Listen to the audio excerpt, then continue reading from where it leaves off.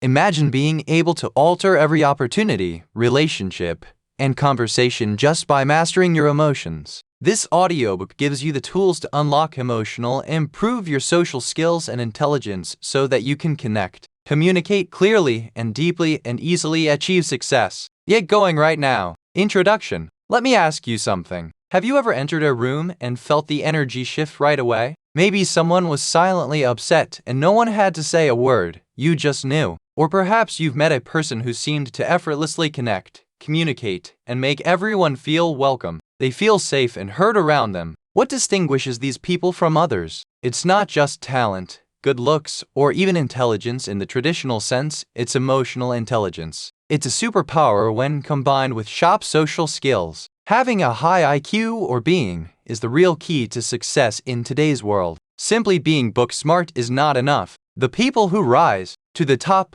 whether in their careers, there is more to personal happiness or relationships. They are capable of handling their own emotions. They are able to read other people. They have the ability to make deeper connections with people. They are adaptable, emotional resilient, and calm under pressure. That's what this audiobook focuses on, developing social and emotional intelligence in order to unlock your full potential and thrive in every area of life. What you will learn in the chapters ahead. You will learn the practical, scientifically supported tools that emotionally intelligent people use every day, often without realizing it. But here's the best part. These are learnable skills. You don't have to be born with them. With the right mindset, you can develop and master them in daily habits. Here's a quick preview of what you're about to dive into. We'll start by breaking down what emotional intelligence really means, not just the buzzwords, but the core elements that drive it. Then we'll explore the science behind it. Why does it matter? How it behaves in emotionally charged situations, and how to train it to work for you rather than against you. You'll learn to recognize your feelings, deal with them immediately, and build genuine empathy for others. We'll decode body language and social cues so you can walk into any room with confidence. You'll learn how to speak in a way that attracts listeners and how to listen so that others truly feel heard. We'll cover social confidence, deepening relationships, handling difficult conversations, and even using these skills in your career or business. You won't just comprehend emotional intelligence by the end. You'll embrace it. Why this matters more than ever. Let's face it, our world is more connected than ever. Yet people feel lonelier, more misunderstood, and more emotionally overwhelmed than anywhere else in history. Why? Despite the fact that technology can connect us, emotional intelligence is what binds us. It is what enables us to establish trust, resolve disagreements, and produce meaningful relationships, whether that's in a Zoom meeting or a face-to-face conversation. In a noisy world, being emotionally intelligent is like being fluent in a language. The majority of people have forgotten how to speak. What this book is, I want to be clear, and not before we get started. This isn't some dry, academic lecture filled with theory and fluff. You won't find pages of jargon or meaningless statistics.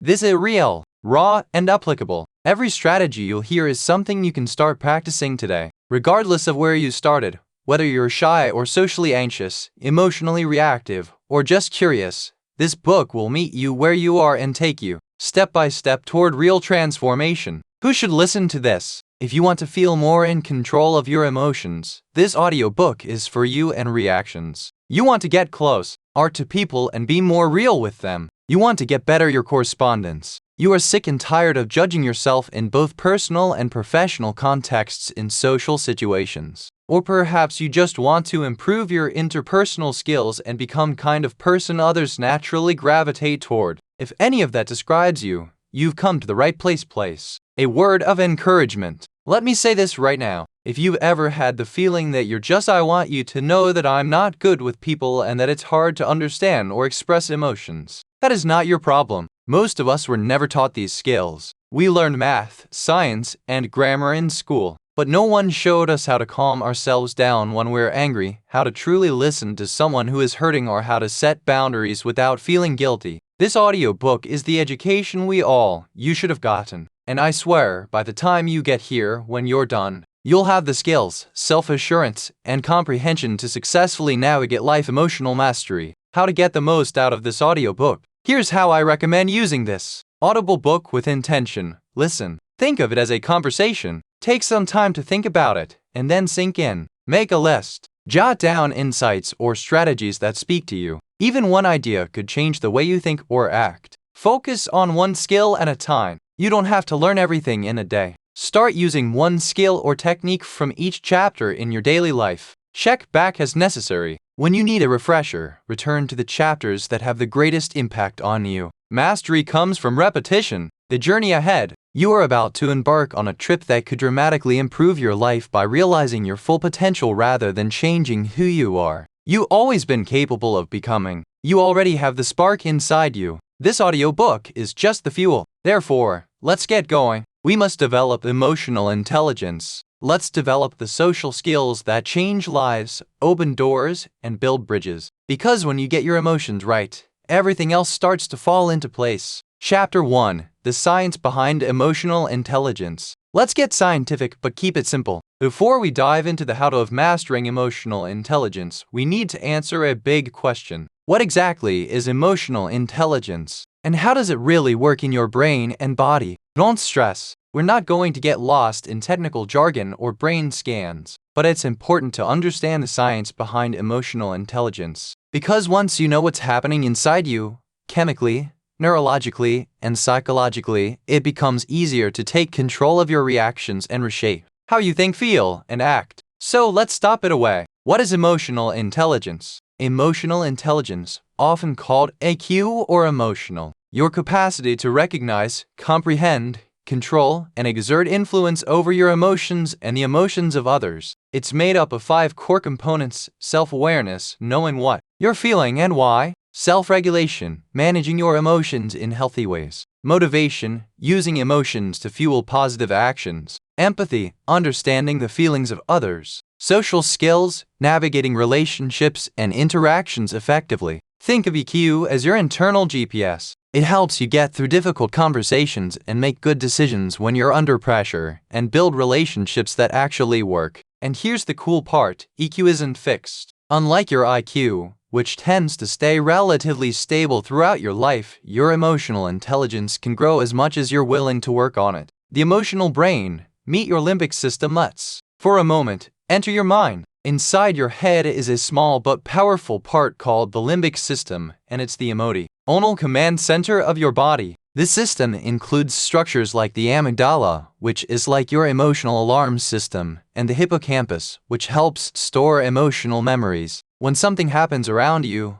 someone cuts you off in traffic, your boss criticizes, a compliment is paid to you by you or a friend, your brain's first response comes from the hippocampus. Is this a threat or a reward? It asks. If it senses danger or emotional stress, it triggers the classic fight, flight, or freeze response. Your heart races, your palms sweat, your breathing changes. This is your behavior and biology preparing you to react. But here's where emotional intelligence comes in. The prefrontal cortex, the thinking rational part of your brain, can step in and help you respond instead of just react. EQ is the ability to pause, evaluate the situation, and choose how you respond. It's the difference between snapping at someone and taking a deep breath in, between sending irate text or putting it off, between letting fear take control you back or channeling it into courage. The amygdala hijack, when emotions take over. Have you ever lost your temper and thought, "I don't know what made me think that wasn't me"? That's called an amygdala hijack, when your emotional brain overrides your rational brain. It happens in a split second. Your amygdala sounds the alarm before your prefrontal cortex has time to process. In that moment, your body is flooded with stress hormones like adrenaline and cortisol, preparing you to react rather than think. But here's the good news. You can train your brain to pause, reflect,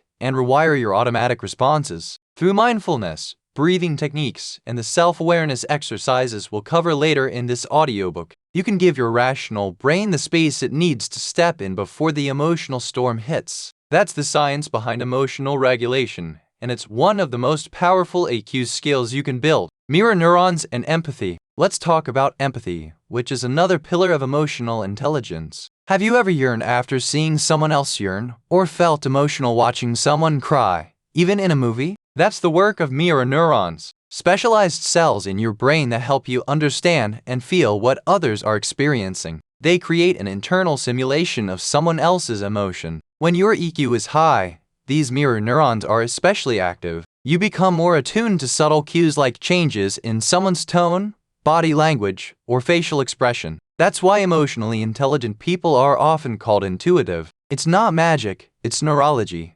And just like a muscle, your empathy can grow stronger the more you exercise it. The role of neuroplasticity. One of the most exciting discoveries in neuroscience is neuroplasticity, the brain's ability to change and rewire itself based on your thoughts, actions, and experiences. What does this mean for you?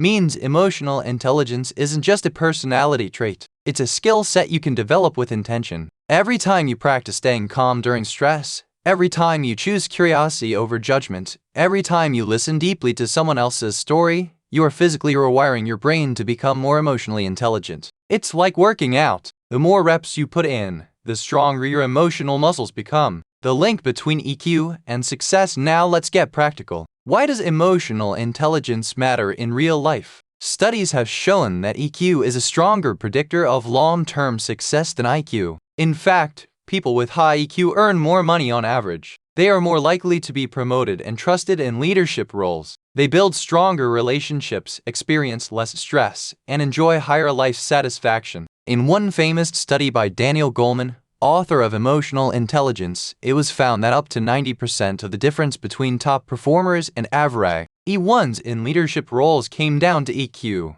not IQ or technical skills. This applies in relationships too. People with high IQs are better at resolving conflicts, expressing love and appreciation, and supporting those around them. So whether you're building a business, managing a team, raising a family, or trying to deepen your friendships, emotional intelligence is your secret weapon, emotions or data. Here's one more powerful concept to remember. Emotions are not the enemy, they're data. They're signals that tell you what's happening beneath the surface. Anxiety might be telling you that something important is at stake. Anger could be revealing a boundary that's been crossed. Sadness might be inviting you to reflect or release something. When you view emotions as information instead of problems, you can learn from them instead of fearing or suppressing them. That's what emotional intelligence teaches us. To decode the message behind the emotion and to respond with wisdom instead of impulse. Practical exercise, emotional audit. Let's end this chapter with a simple but powerful exercise. Over the next 24 hours, do an emotional audit. Here's how. Every few hours, pause and ask yourself, what emotion am I feeling right now? What might have triggered it? How is my body reacting? Tense, shoulders, racing heart, etc. What do I want to do about this emotion? What would be a thoughtful response instead? Keep a journal or use a notes app on your phone. Just 1 or 2 sentences per check-in is enough. This practice builds the bridge between your emotional and rational brain. It helps you start noticing patterns, and it gives you the space to choose how you respond, instead of letting emotions control the show. Final thoughts for this chapter. You don't have to be a neuroscientist to understand emotional intelligence, but understanding the science behind it empowers you to take charge of your inner world. When you learn how your brain processes emotions, when you start to see emotions as signals, not enemies, and when you realize that empathy and connection are wired into your biology, you step into a whole new level of personal power. Emotional intelligence is not just a nice to have, it's the foundation for everything meaningful, from confidence to communication to connection. And now that you understand how it works behind the scenes, you're ready for the next step. Chapter 2: Self-Awareness. Recognizing your emotions, the foundation of all emotional intelligence. Let's get straight to the point. You can't control what you don't recognize, and when it comes to emotions, self-awareness is the key that unlocks everything. Think of emotional intelligence like a house. If that's true, then self-awareness is the foundation. Without it, everything else, emotional control, empathy, social skills, starts to crack and collapse. What is self-awareness? Self-awareness is your ability to observe your own thoughts, emotions, and behaviors in real time. It's like being able to zoom out and watch yourself from the outside. Here's the big shift. Instead of being trapped inside the emotion, you notice it. You name it. You ask, what am I feeling right now? And why? Sounds simple? Yes, but it's not always easy, especially in moments of stress, anger, or emotional overload. Why most people stay emotionally blind?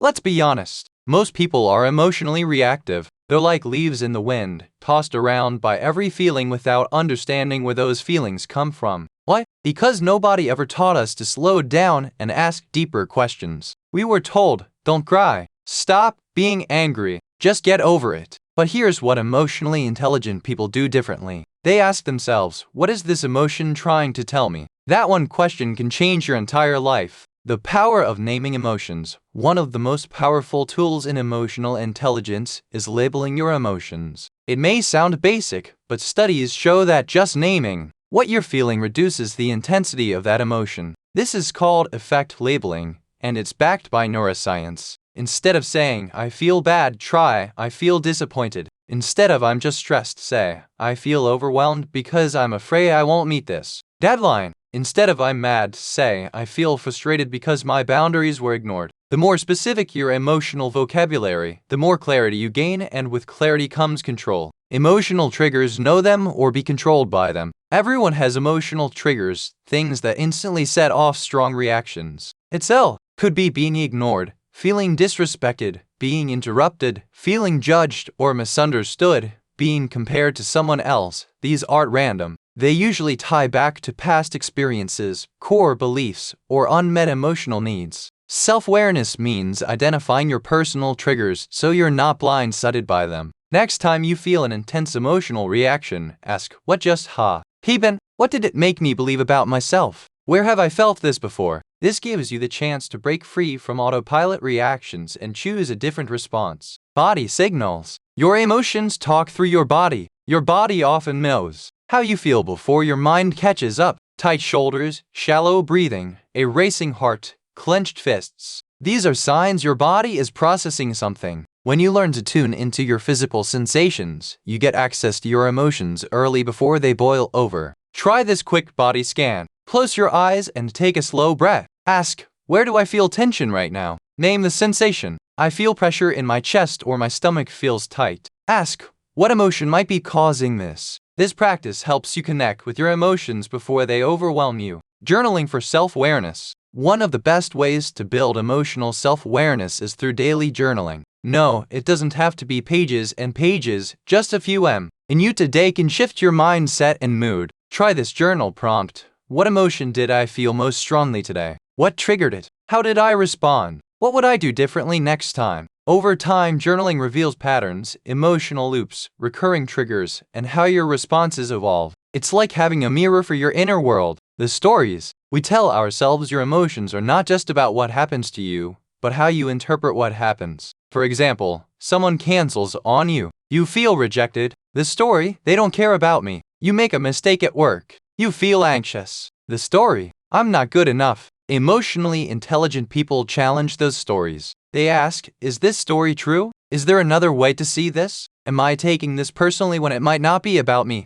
This mental shift from reaction to reflection is what separates high EQ individuals from the rest. Emotional check-ins, your daily practice. Here's a practical tool you can use daily. Why and emotional check-in. Once or twice a day, pause and ask, what am I feeling right now? What triggered this emotion? How is it affecting my thoughts and actions? What do I need right now? Comfort, clarity, movement, silence. You can do this in the car, on a walk, or during a break at work. These micro moments of reflection build the habit of emotional awareness without overwhelm. The power of pause. In emotionally charged situations, the difference between regret and wisdom is one thing, the pause. Before sending that angry message, before saying something you'll regret, before reacting, just pause. Take one breath. Give your brain a second to catch up. Ask yourself, what emotion am I feeling right now? And what would my highest self do next? That one pause can save relationships, careers, and your own peace of mind. Final thoughts for this chapter. Self-awareness isn't about perfection. It's about attention. It's about tuning in instead of tuning out. It's about listening to your emotional signals and decoding what they're trying to say. It's about being honest with yourself, not judgmental, just honest. The more you practice self-awareness, the more empowered you become. You stop being a prisoner of your emotions and start becoming the master of them. You'll feel more in control, more grounded, more confident, and most importantly, you'll start building the emotional intelligence that transforms every part of your life. Chapter 3. Managing emotions in difficult situations. Life happens. Emotions happen. What now? Here's the truth. Everyone gets emotional. Even the calmest, most grounded person you know has bad days, feels triggered, or gets overwhelmed. The difference between those who fall apart and those who stay in control isn't whether or not they feel emotions. It's how they handle those emotions. This chapter is about just that, managing your emotions when life gets messy. Because, let's be real, it's easy to be emotionally intelligent when everything's going well. The real test is when someone cuts you off in traffic, your partner says something hurtful, or you get that sinking feeling of anxiety before a big moment. That's when emotional mastery counts most. Emotions are energy. Let's start with a powerful perspective. Emotions are energy in motion. They move through your body. They rise and fall like waves. They are meant to be felt, acknowledged, and then released. But here's what most people do. They suppress emotions, or they explode with emotions, or they try to escape emotions through food, social media, scrolling, or distractions. Managing emotions isn't about ignoring or controlling them like a robot. It's about feeling them fully, but not letting them control your actions. You can feel anger without yelling. You can feel sadness without shutting down. You can feel anxiety and still show up and do the thing anyway. The emotional thermostat versus thermometer. Here's a mental model to help you. Imagine a thermometer. It reacts to whatever's happening in the environment. If it's hot, it goes up. If it's cold, it drops. No control, just reaction. Now imagine a thermostat. It senses the temperature, but then sets the tone. It regulates the environment. It takes responsibility for the atmosphere. Most people are emotional thermometers. They reflect the energy around them. But emotionally intelligent people are thermostats. They feel what's happening and then choose how they want to respond. Which one are you becoming? Step 1. Name the emotion. This is always the first step. Why? Because you can't manage what you don't name. Let's say you're in a meeting and someone cuts you off mid-sentence. Your chest tightens. Your jaw clenches. You feel a rush of heat. What do? You pause and mentally name it. I'm feeling disrespected. I'm feeling frustrated. This small moment creates space between you and the emotion. And in that space, you get your power back. Step 2. Breathe to reset. This may sound cliche. It works. Your breath is your remote control for your nervous system. When emotions spike, your body goes into fight or flight. Heart races, muscles tense, vision narrows. But deep intentional breathing tells your brain, we're okay. You're safe. Try this simple breathing pattern. Inhale for 4 seconds. Hold for 4 seconds. Exhale for 4 seconds. Repeat 3 to 5 times. This calms the amygdala, your emotional alarm system, and reactivates the rational brain. It's not magic, it's biology. Step 3. Ask better questions. Your brain is always answering questions, even when you're not aware of them. Low EQ people ask, why does this always happen to me? What's wrong with me? Why are people so difficult? High EQ people ask, what am I feeling and what triggered it? What's really going on here beneath the surface? How can I respond in a way I'll be proud of? Later, when you ask better questions, you get better answers and better actions. Step 4. Choose a response, not a reaction. That is the moment that defines emotional maturity. A reaction is automatic. It's your survival brain lashing out or shutting down. A response is thoughtful. It comes from clarity and strength. Let's go back to the meeting example. You were cut off. You're frustrated. You've taken a breath and asked yourself, what's really going on? Now you get to respond. That might look like staying calm and bringing your point back up with confidence, addressing the interruption later in private, letting it go if it wasn't worth the energy. The key is you chose, not your ego, not your emotion, you. The 90-second rule. Did you know that most emotional reactions last only 90 seconds unless you feed them? That's right. According to neuroscientist Dr. Dyebukk Taylor, when an emotion is triggered, there's a 90-second chemical process in the body. After that, it's up to us to keep replaying the story or to let it pass. So next time you feel anger, sadness, or anxiety rising, remind yourself, this will pass. I just need to ride the wave. Take the 90 seconds, breathe, stay still, don't react yet. That's emotional self-control in action. Reframing. Change the meaning. Change the emotion. Emotion often comes from interpretation, not just the event itself. Let's say someone doesn't respond to your message. You could interpret that as, they're ignoring me. Emotion, hurt. They don't care about me. Emotion, anger. Maybe they're busy. Emotion, understanding. Same event, different meaning. Totally different emotional experience. Emotionally intelligent people are masters of reframing. They challenge their assumptions. They look for alternative explanations. They stay curious instead of jumping to conclusions. How to handle emotional overload. Sometimes the emotion is just too much. You feel overwhelmed. You want to cry, or scream, or shut down. That's okay. Here's a quick emotional reset routine. Remove yourself from the environment if you can. Move your body. Go for a walk. Stretch. Do push-ups. Shake it out. Express the emotion. Write it out. Talk to someone, or cry if needed. Refocus your mind. Listen to calming music. Read something inspiring, or visualize a peaceful place. The goal isn't to fix the feeling. It's to ground yourself so you can get back to clarity. Real-life scenarios. Let's apply this to a few situations. You're stuck in traffic running late. Freaks out. Harasses. Feels helpless. Notices the stress. Breathe. Accepts what's out of your control. Uses the time to listen to a podcast or reflect. Your friend cancels plans last minute.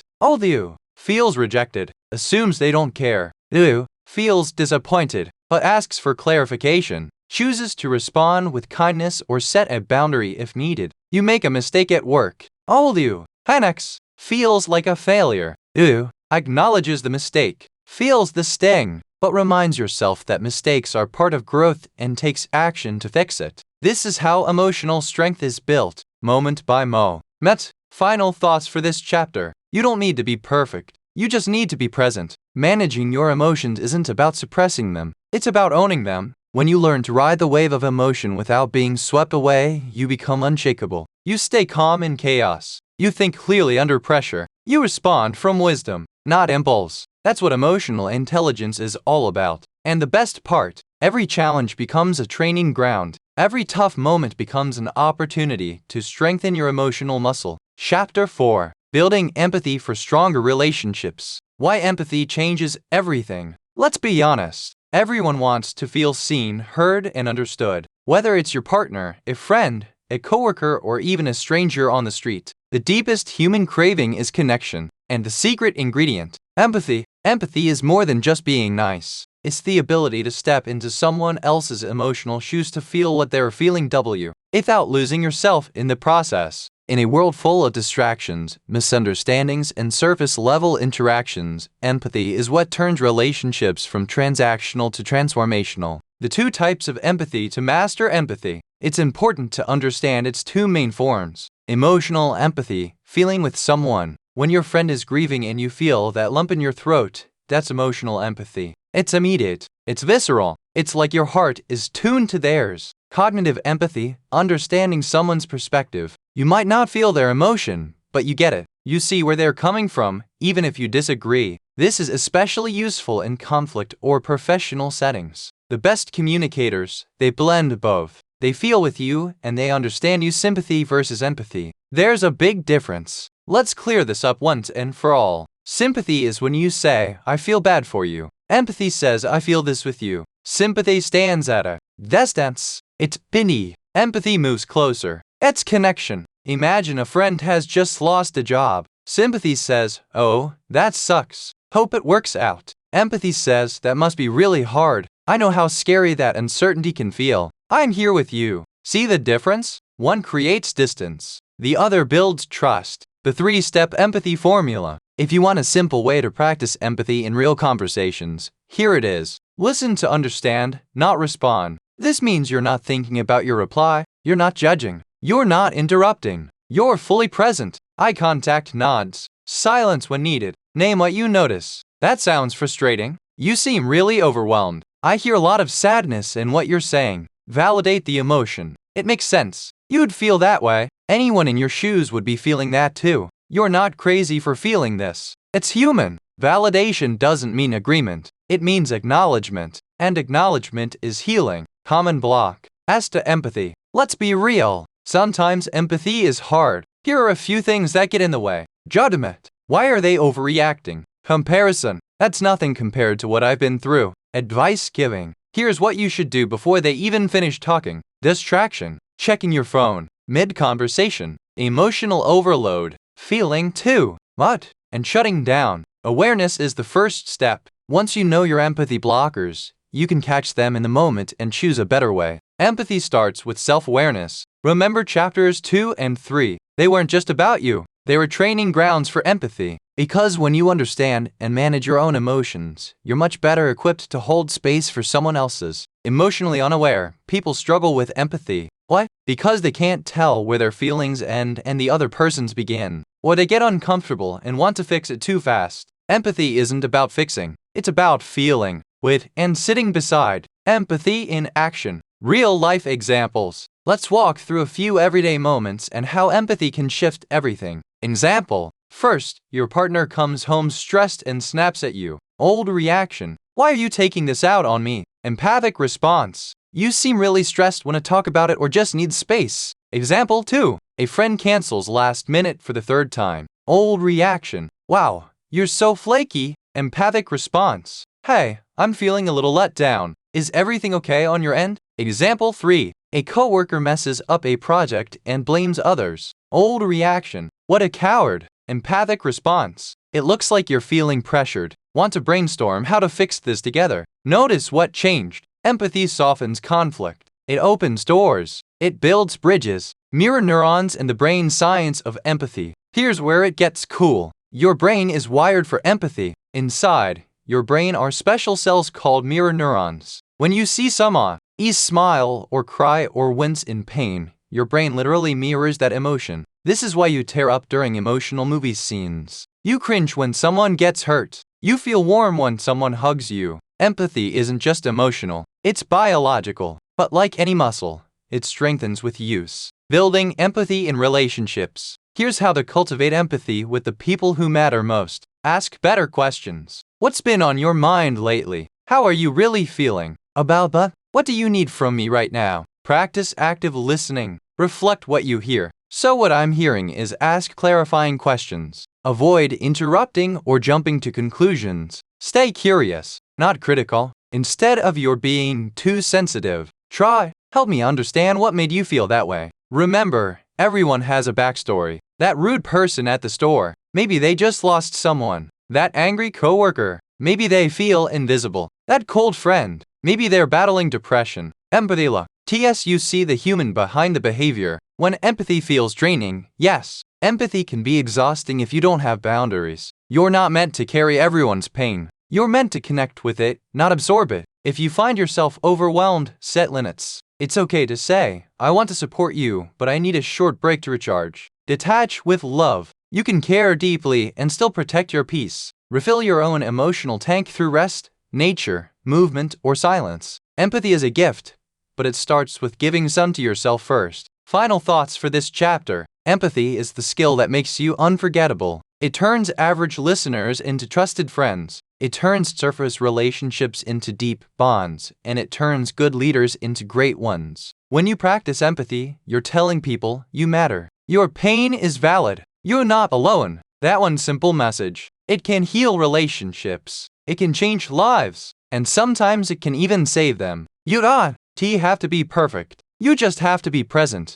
Chapter 5. Social Skills. Pound on 1. Understanding social cues. Why social skills matter more than ever. Here's the deal. You could be brilliant. You could have the best ideas. But if you can't connect with people, read a room, sense the vibe, respond appropriately, your growth will stall in personal life, in professional life, everywhere. Social skills are emotional intelligence in action. They're the tools that help you build trust, navigate relationships, and avoid awkward missteps. And it all starts with understanding one thing. Most communication is nonverbal. That's right. What you say is only a small part of the message. How you say it, and how you read what others aren't saying, is what really counts. This chapter will show you how to read social cues like a pro so you can show up with confidence, connection, and clarity in any situation. What are social cues? Social cues are the silent signals we send through body language.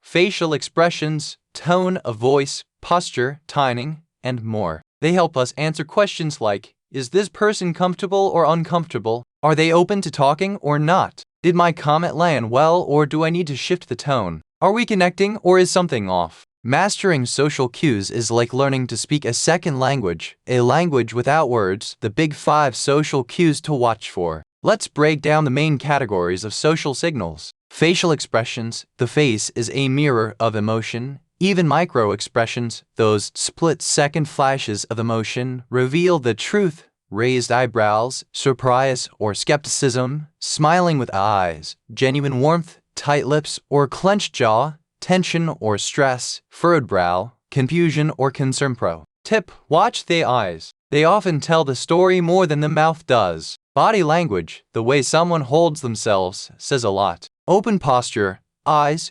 confidence, receptivity, closed arms, eyes, defensiveness or discomfort, leaning in, interest, turning away or stepping back, disinterest or desire to escape. Notice posture shifts. They often signal changing emotional states. Tone. A voice, it's not just what you say, it's how you say it. A soft tone can signal calm or submission. A sharp tone can feel like a threat. Fast talking might indicate anxiety. A warm, even tone builds trust. Tip: listen to tone changes mid-conversation. That's where hidden emotions often surface. Timing and turn-taking. Social rhythm matters. Is the person interrupting or waiting their turn? Are they speaking too long without noticing others? Are they giving others a chance to respond? People with strong social skills know when to speak, when to pause, and when to let silence do the work. Personal space. Everyone has an invisible bubble, and invading it sends strong signals. Too close, threatening or overly intense. Too far down, disinterest or coldness. Just right, comfort and mutual respect. Cultural norms vary, so be observant and adjust accordingly. How to read the room. Here's a quick method to instantly assess a social environment. The vibe scan. Visuals. What are people's body language and facial expressions saying? Intensity. Is the energy calm, tense, upbeat, or awkward? Behavior. Are people engaged, distracted, comfortable? Energy. Is the group dynamic positive or negative? You don't have to get it perfect, just pay attention. Social awareness isn't about being psychic, it's about being present. Social intelligence, pattern recognition. Ever wonder how some people just get the mood of a room? They've trained themselves to recognize patterns. What happens when someone brings up a certain topic? How does the group respond when someone jokes? Who dominates the conversation? Who holds back? They're watching, listening, adjusting.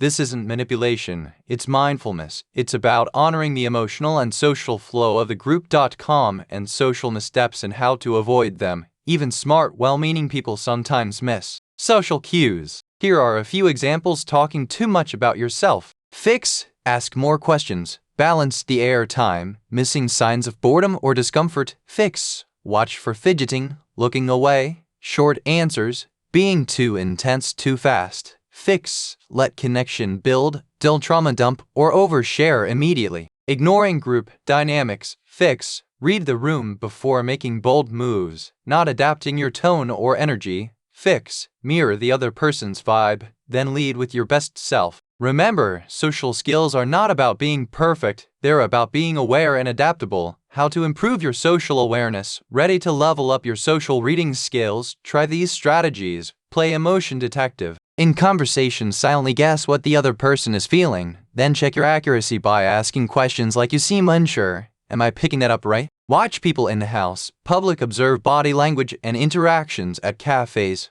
parks, or events. What patterns do you see? What argue? Why is being exchanged? Record yourself. Practice conversations on video. Watch your facial expressions, posture, and tone. You'll learn a lot about how others perceive you. Mirror subtly. Subtle mirroring builds rapport. If someone is calm and reserved, match that energy. If they're warm and enthusiastic, reflect it back. Just don't overdo it. It has to feel natural. Ask for feedback from trusted friends or mentors. Ask, how do I come across in conversations? Be open. This is gold. From awkward to awesome. Social skill growth stories. Let's bring this home with a few transformation examples. Jade used to interrupt people constantly. She didn't mean to. She was just excited. After learning about turn-taking and observing group dynamics, she slowed down, became a better listener, and now people seek her out for conversations. Mike often made jokes at the wrong time and never understood why people pulled away. After learning to read facial expressions and energy shifts, he became more tactful and his relationships deepened. Sarah felt invisible in groups. After watching body language, asking questions, and using eye contact, she found herself being included more and feeling seen. You can grow too.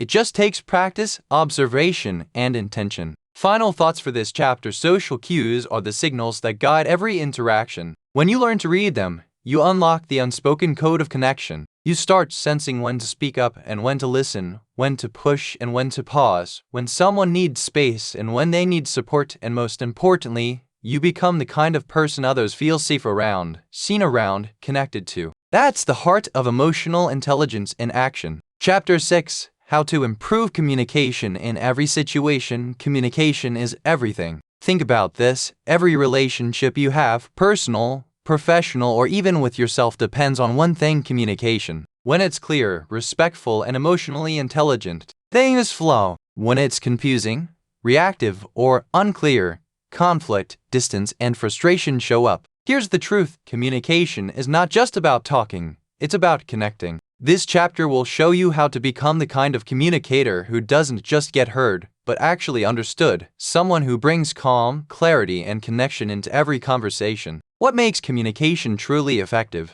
Effective communication has three major components: clarity, you're saying what you mean without confusion or fluff; tone, your emotional energy matches your message; timing, you're delivering your words in the right moment, not just dumping them on people. If you can align all three, you become magnetic. People want to talk to you because it feels easy and safe. The 4 pillars of great communication. Let's dive into 4 essential pillars that will improve the way you communicate in any situation. Listening first, talking second. This is where most people go wrong. They're focused on their response, not the other person's message. Active listening means giving your full attention. Yes, that means putting down your phone, nodding, or giving verbal cues like, "I see," "Go on," or "That makes sense," reflecting back what you heard. So what you're saying is, and here's a powerful truth: people don't open up when they feel heard. They open up when they feel understood. Choosing your words wisely. Words are powerful. They can calm a storm or start one, build trust or break it, open hearts or shut them down. Here's how to use words that connect. Use I statements. Instead of blame, "I felt left out." Instead of "You ignored me." Avoid absolutes. Words like always and never create defensiveness. "You always forget" versus "I noticed you forgot this time." Be direct and kind. Truth without empathy feels harsh. Empathy without truth feels vague. You need both. Mastering tone and body language. Remember, how you say it often matters more than what you say. Your words might say, "I'm fine,"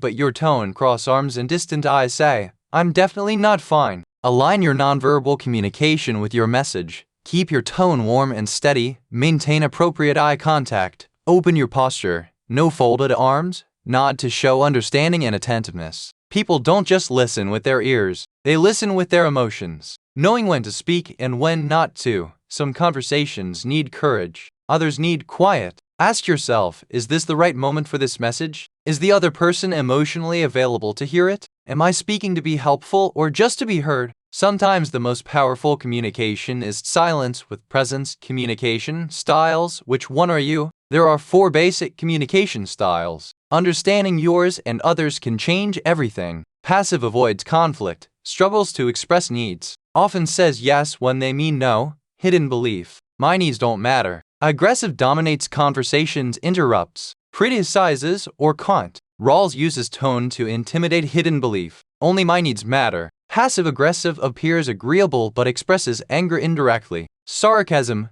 backhanded comments, silent treatment. Hidden belief. I won't say it, but I'll make you feel it. For assertive, honest, direct, and respectful. Speaks clearly about needs and boundaries. Listens with empathy. Healthy belief. My needs matter and so do yours. Your goal. Move toward assertive communication. That's where connection and confidence live. How to handle difficult conversations. Let's face it, some conversations are hard, but with the right tools, they don't have to become hurtful. Here's a proven formula you can use. The CARE framework. C. Calm down first. Never communicate in the heat of emotional chaos. A. Acknowledge the emotion. I know this is uncomfortable and I really want to talk it through. R. Respect their perspective. I see how this impacted you even if I experienced it differently. E. Express your truth clearly. Here's what I felt and what I'd love going forward. This method helps people feel safe even when the topic is hard. Communication traps to avoid. Let's go over a few common mistakes that sabotage good communication. Interrupting. It sends the message, what I have to say is more important than what you're saying. Fixing too soon. Sometimes people don't want solutions. They want to feel heard first, assuming instead of asking.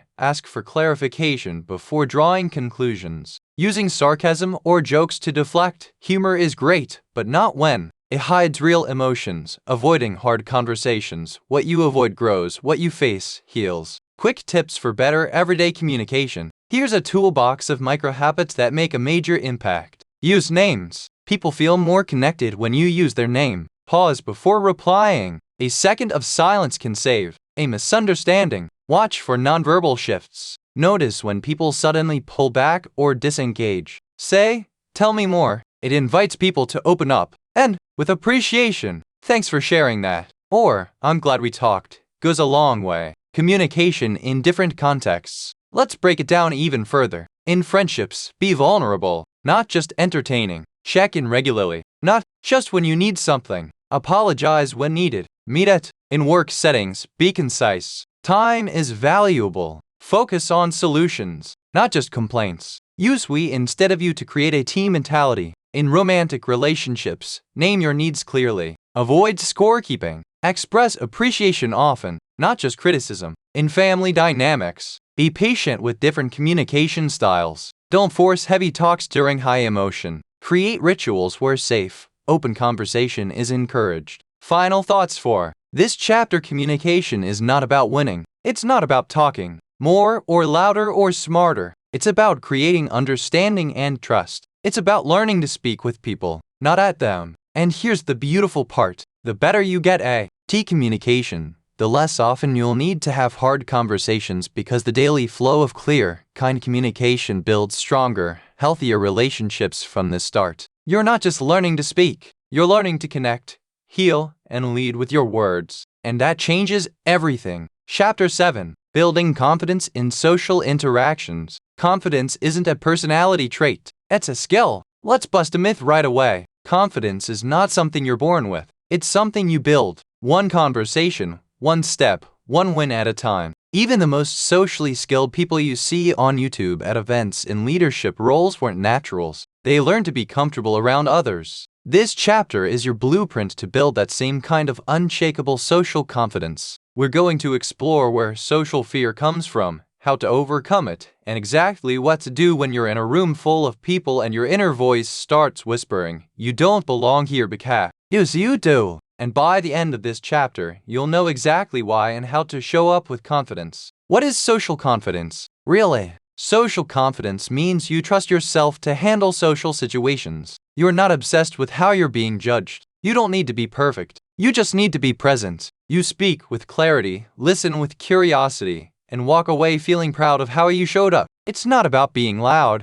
It's not about being funny. It's about being real and feeling safe in your own skin. Why we feel insecure in social settings. Let's get real. Most people have felt at least one of these. What if I say something stupid? They probably think I'm awkward. I'm not interesting enough to be here. I don't belong. Sound familiar? These are social fears, mental traps that create anxiety before and during interactions. And most of them come from early experiences where you felt judged, rejected, or left out. The brain remembers those moments. It says, "Let's have," or that pain again. So it triggers nervousness, overthinking, or even withdrawal. But you don't need to obey that fear anymore. Step 1. Shift the spotlight. Here's a powerful mindset shift. Stop focusing on how you're being perceived. Start focusing on how you're making others feel. Social anxiety is self-focused. Social confidence is others' focus. Instead of, "Am I being awkward?" try, "How can I help this person feel seen and comfortable?" This instantly shifts your energy and lowers your anxiety. Step 2. Own the awkward moments. Every confident person you admire has said something weird, made a joke that flopped, or walked into a room feeling out of place. Confidence doesn't mean avoiding awkwardness. It means not being afraid of it. Try this. Laugh it off. "Well, that came out wrong." "Own it. I totally blanked on your name. My bad." Redirect with curiosity. "Anyway, what were you saying about when you show you're okay with your own imperfections?" Others feel relaxed too. Step 3. Use body language to signal confidence. Your body leads, your brain follows. Here are a few powerful body hacks. Stand tall. Roll your shoulders back. Lift your chest slightly. It signals openness. And cross your arms. Open body, open energy. Smile softly. It invites people in. Eye contact, not a stare. just enough to show presence. Stillness. Fidgeting shows nervousness. Calm hands. Calm mind. Even if you feel nervous inside, your body can signal safety to your brain and to the people around you. Step 4. Build social confidence in safe zones. Don't jump straight into high-pressure networking events. Build your confidence gradually. Talk to baristas, cashiers, or neighbors. Ask someone at work how their weekend was. Compliment a stranger's outfit. These small social reps build comfort and confidence. The more you practice, the more natural it becomes. Step 5. Master your inner dialogue. The most important conversation is the one you're having with yourself. Here's how to upgrade your inner voice. Catch the critic. I'm so awkward. I'm still learning and that's okay. Affirm your growth. This feels hard now, but I'm getting better every time. Visualize success. Picture yourself walking into a room with calm confidence. Rewire the narrative. Your brain is always listening. Step 6. Prepare without over-planning. Confidence loves preparation, but over-preparation backfires. Instead of scripting every line of what you'll say, focus on intent. I want to be curious about others. I want to share something meaningful. I want to be fully present. Also have a few go-to conversation openers ready. What brings you here today? How do you know a mutual friend? What's been the highlight of your week so far? Simple, open-ended, human. Step 7. Learn to handle rejection sometimes. You'll try to connect and it won't land. That's life. Here's what to. Remember, it's not always about you. Everyone has off days or other things on their mind. Confidence means resilience, not perfection. Each awkward moment is a rep. Each ignored message is one step closer to someone who will respond. Your worth isn't tied to others' reactions. Step 8. Surround yourself with confidence builders. Who you spend time with affects how you feel. Find people who encourage your growth, accept your quirks. Celebrate your courage to show up, and when possible, limit exposure to chronic critics, negative energy, people who only take in conversations. Confidence grows in healthy soil. Confidence is built through action. You don't need to feel confident to act confident. In fact, most confident people act before they feel ready. Then the feeling catches up with the action. That's the key. Speak up in the meeting. Say hello to the new person. Share your idea. Tell your story. Start where you are. Use what you have. Grow one moment at a time. Quick confidence boosters for when you're nervous. Here's a toolbox of quick strategies. Power pose for 2 minutes. Stand like a superhero before an event. Box breathing. Seconds inhale. 4 hold. 4 exhale. 4 hold. Repeat. Mecha. I don't have to be perfect. I just have to be present. Posture. Tuck. Tall spine. Calm mind. Micro goal. I'll talk to just one new person today. Confidence is built in motion, not waiting. Real stories. Real growth. Let's hear from a few everyday people who built confidence. Lana was shy at work and felt invisible. She started speaking up in small team meetings with just one sentence. Within months, she was leading discussions. She didn't wait to feel ready. She just started. Darius always froze in networking events. He gave himself one goal. Ask 2 people about their career paths. He repeated it at every event. Eventually, he was introducing people to each other and hosting mixers. Priya had social anxiety for years. She started volunteering at a community center where she didn't know anyone. The weekly exposure and kindness of strangers reshaped her self-image. Confidence grows when you choose courage over comfort, even in small doses. Final thoughts for this chapter. Confidence isn't about never feeling nervous. It's about showing up anyway. It's not about dominating a room. It's about owning your presence calmly, clearly, authentically. And it's not something others give you. It's something you build from within through awareness, action, and self-trust. So go ahead. Step into the room. Say the first word. Smile even when your heart is racing. Be bold. Be kind. Be human. Because the most magnetic person in the room isn't the loudest. It's the one who makes others feel safe, seen, and uplifted simply by being grounded in who they are. And that person can be you. Chapter 8. Emotional Intelligence in the Workplace. Why emotional intelligence matters at work. Let's be honest. Most people don't leave jobs. They leave toxic environments, poor managers, and daily stress that could have been avoided with a little emotional intelligence. Workplaces aren't just about skill and performance.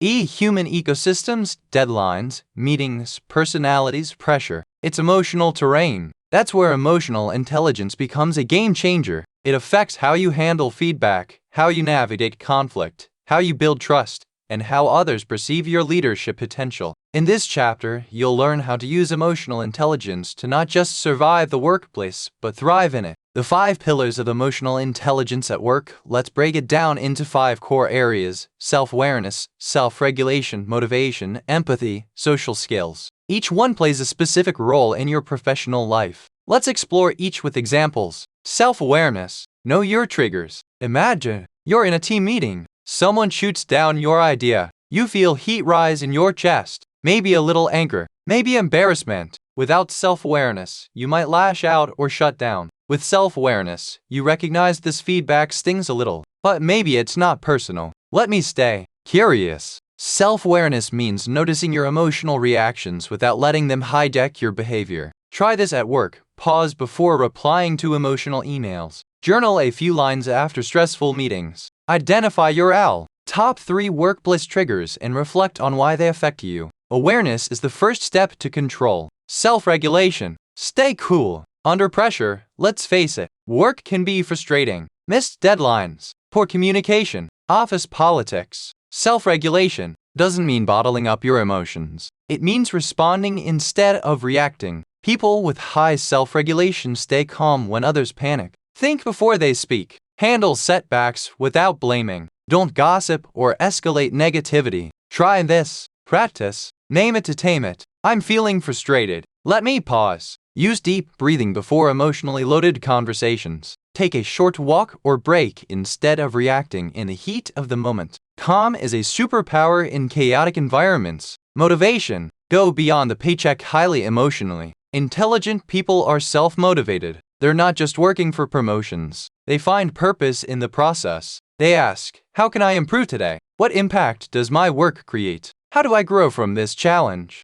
They also bounce back from failure faster. They see setbacks as feedback, not defeat. Try this. Set personal growth goals, not just performance ones. Focus on your progress, not just perfection. Find one thing each week that excites you about your role. Work becomes more fulfilling when you connect it to something deeper than deadlines. Empathy. Understand. Before you judge in the workplace, empathy means understanding your coworkers' stress, respecting different communication styles, listening to frustrations without jumping to conclusions. It doesn't mean agreeing with everything. It means seeking to understand first. Try this. In a tense conversation, ask, what's behind this person's behavior? When giving feedback, consider a perspective. When someone seems off, ask, hey, everything all right? Empathy builds trust, and trust builds great teams. Social skills. Collaborate like a pro. Emotional intelligence shines in how you connect with others. Great social skills at work include active listening, clear, respectful communication,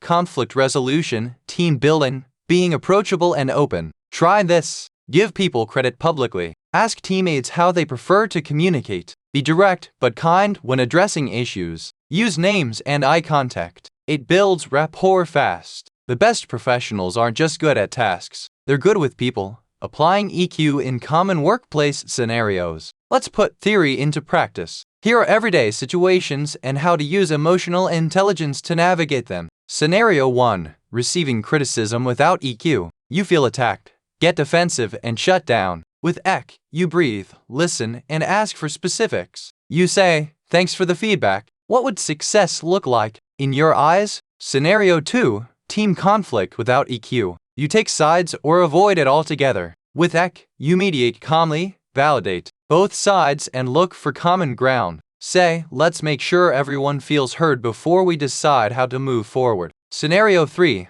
Office gossip without EQ. You join in and fuel the fire. With EQ, you steer the conversation towards solutions or excuse yourself politely. Say, I don't know the full story, so I'd rather not assume. Scenario 4. Managing up without EQ. You dump problems on your manager and complain. With EQ, you come with solutions, show awareness of their pressures, and communicate with clarity. Say, here's the issue. Here are 2 possible solutions. What do you think? Leading with emotional intelligence. If you're in a leadership role or aspire to be, EQ is your edge. Emotionally intelligent leaders inspire rather than intimidate. Communicate vision clearly. Listen to concerns without ego. Recognize effort and motivate teams. Stay calm. In high-stakes moments, people don't just follow titles. They follow trust, presence, and empathy. Ask yourself, do people feel safe giving me feedback? Do I respond with patience or pressure? Do I know what motivates my team personally?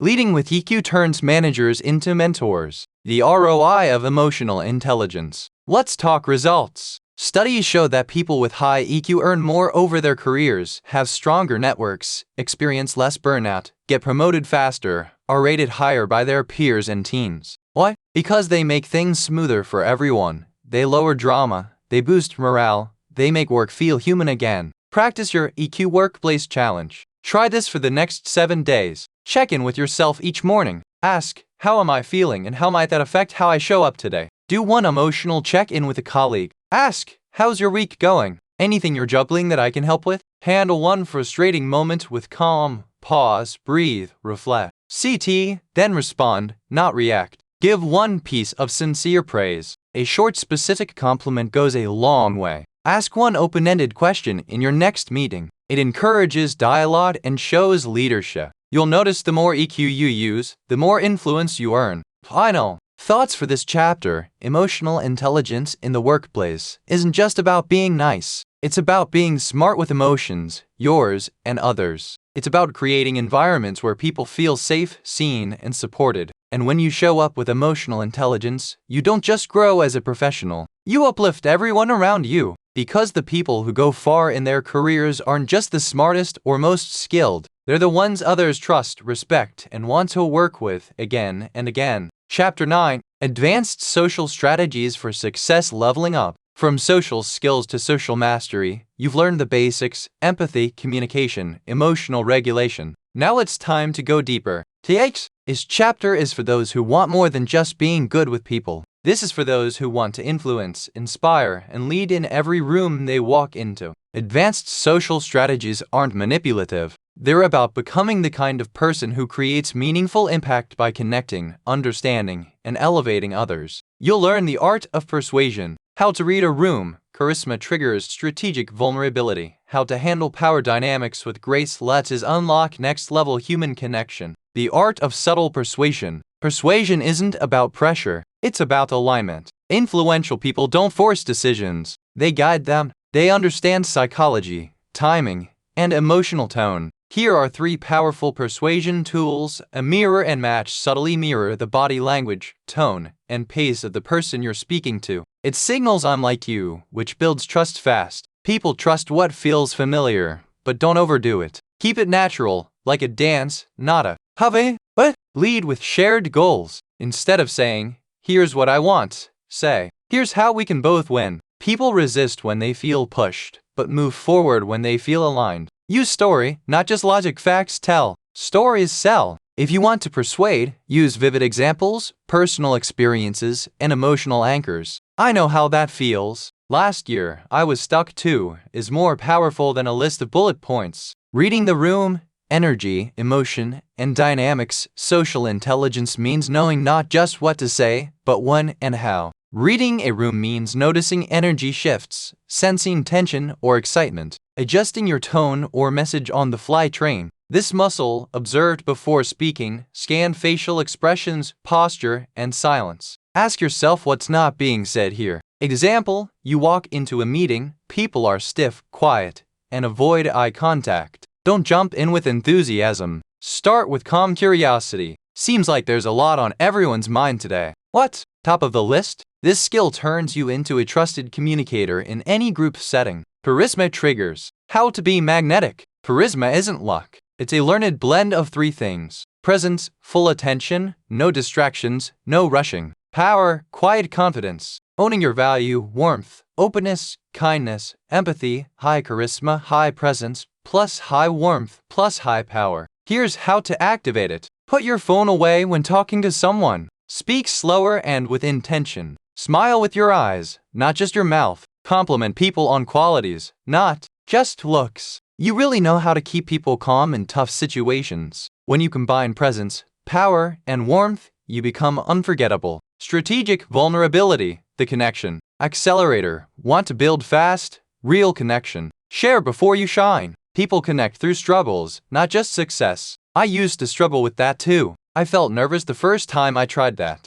Here's a mistake I made that taught me a lot. This doesn't mean oversharing or making everything about you. It means letting people see the human behind the skill set. Vulnerability breeds trust, and trust is the foundation of influence. Social positioning, navigating power with grace. Every social group has unspoken dynamics: who leads, who influences decisions, who's respected, who's overlooked. Emotionally intelligent people notice this and navigate it with tact.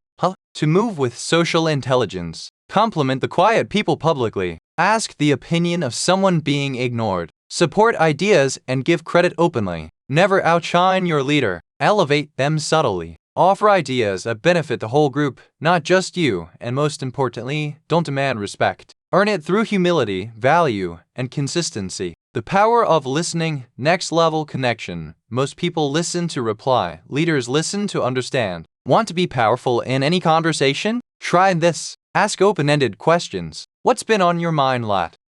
How did that experience shape you? Don't interrupt. Let silence do its work. Reflect what you heard. It sounds like you're feeling overwhelmed because you care about doing this right. Deep listening is a superpower. It makes people feel seen, and that makes you magnetic. Building strategic relationships. It's not just who you know, it's how you know them. Here's how to build real, lasting, high-value relationships. A. Be consistently helpful. Send articles, intros, or encouragement without asking for anything. Thought of you when I saw this, figured it might help. B. Show up. During quiet times, not just celebrations. Show up when someone is stuck, uncertain, or in the background. People never forget who showed up for them when no one else did. C. Stay in light touch. You don't need weekly calls. A quarterly check-in, holiday note, or saw this and thought of you goes a long way. Relationships compound over time, like interest. Invest early and often. Social adaptability, becoming a chameleon with integrity.